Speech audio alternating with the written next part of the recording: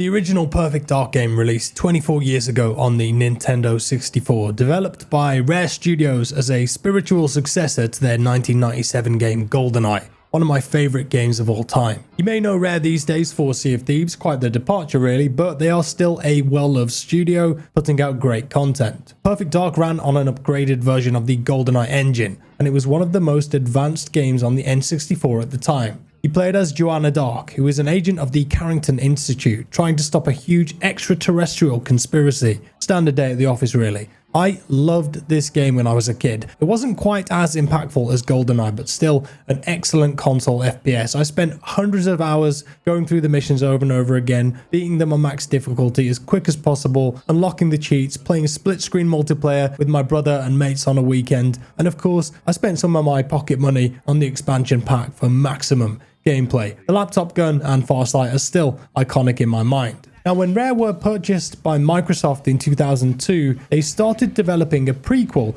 and it released as one of the launch titles for the Xbox 360 in 2005. That feels so long ago now, and that game was titled Perfect Dark Zero. I played through that one too. I remember it being really short. The gameplay was, it was just okay, but the graphics were pretty nuts at the time. It was like 6 out of 10 for me, and not a scratch on the first game. But let's then fast forward to 2020, and the gaming world is excited when a new Perfect Dark game is revealed at the Game Awards, but then radio silence. The new game was apparently being developed by another Microsoft studio called The Initiative, which was founded in 2018, and this would be their first game as a studio, but they do have a lot of experienced people working there apparently, including the founder, Daryl Gallagher, who previously worked as studio head of Crystal Dynamics, famous for Tomb Raider, Christian Cantamessa, who was a writer on Red Dead Redemption, and Brian Westergaard, who was a senior producer on the 2018 God of War game, and then a number of other talented people there too, from Respawn,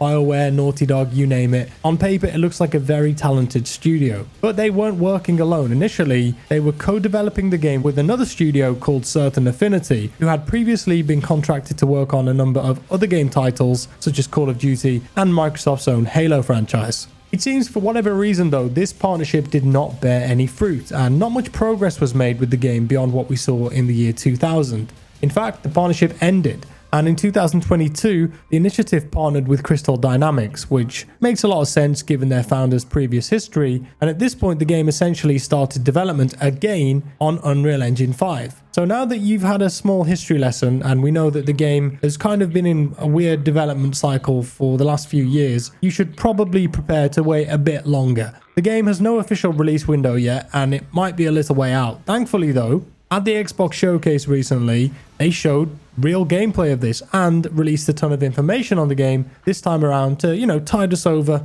before the release. In the new game, the reboot, it's just called Perfect Dark, you're going to play as the same protagonist from the original, Joanna Dark, but this time she's an agent of Datadyne. This is the big corporation from the OG game that was working against the Carrington Institute, and she's been sent to Cairo, the setting of the game, to apprehend Daniel Carrington. We see from the trailer that she does manage to get into Carrington's hideout, but he's able to gain access to her augmented reality system before she's attacked and has to fight her way out. It was a trap, it was an ambush. So the game is set in the near future, and what better place to show off the comparison between ancient history and future technology than Egypt? There's quite a lot going on though in this near future. The planet has been impacted by something known as the Cascade, rendering areas of the world inhospitable to human life due to a series of environmental disasters. Of course, you can always rely on a big corporation to come in and save the day, I'm sure just from the goodness of their hearts. And they're called the Core Mantis, and they've created a network called the Gen Network, which deploys in Cairo, apparently restoring ecological balance and creating a walled city insulated from the hostile environment outside. So what type of game is the reboot? Perfect Dark. At its core, it's a single-player FPS game. And I mentioned single-player because the original did have multiplayer, but there's no word of that this time around. I don't know. Hopefully they add that. That'd be cool. There is, however, a big emphasis on free movement, and the gameplay gives us a pretty good look about how you're going to be moving around the game. In fact, it reminded me quite a bit of Mirror's Edge, which was a pleasant surprise. Jump against walls to gain height,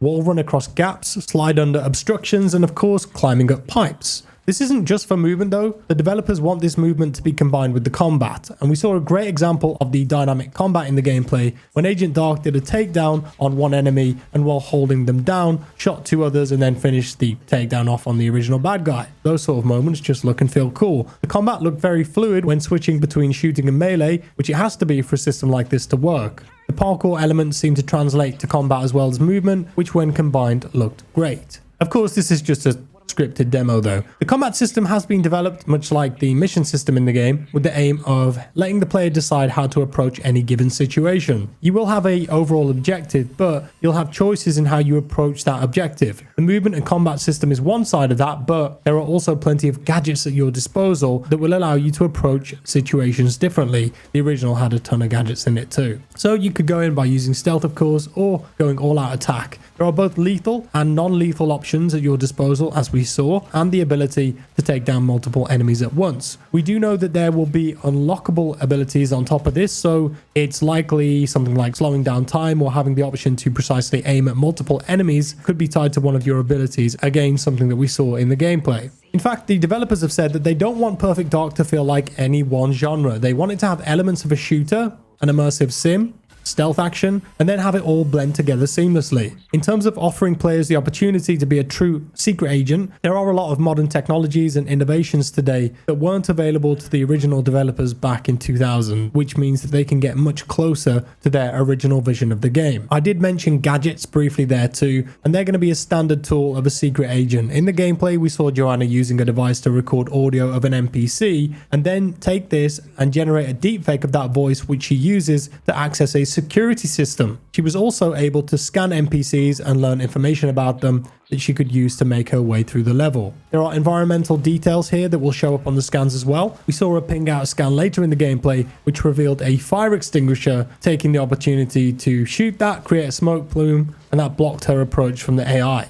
The developers said that doing the scanning and analysis on your surroundings will be key to learning how to tackle certain objectives, taking the time to find the small things that may mean the difference between being able to do an area quietly or loudly. When I was reading all this detail and information and just watching the gameplay, it almost feels like a cross between Hitman and Deus Ex. Being tactical might not be for everyone, but at least there is a choice. Wrapping things up, I think it's important to note that the game is offering a fresh take on the Perfect Dark IP. There will be moments that resonate with fans who have memories of the original games, but this is its own story inspired by the original games and no prior knowledge is needed. There's going to be a lot of new audience here. It does have the blessing of the original Perfect Dark Studio Rare though. There are elements and inspiration pulled from the original, but this is definitely a reboot. Will we see that laptop gun though? I don't know. We didn't see too many weapons being used in the gameplay, so I'm sure that they're going to keep a lot of stuff under wraps. The original definitely had a certain humor to it though, so I hope that they've managed to capture that on top of everything else. During the final moments of the gameplay, we saw a glimpse of the alien side of the game.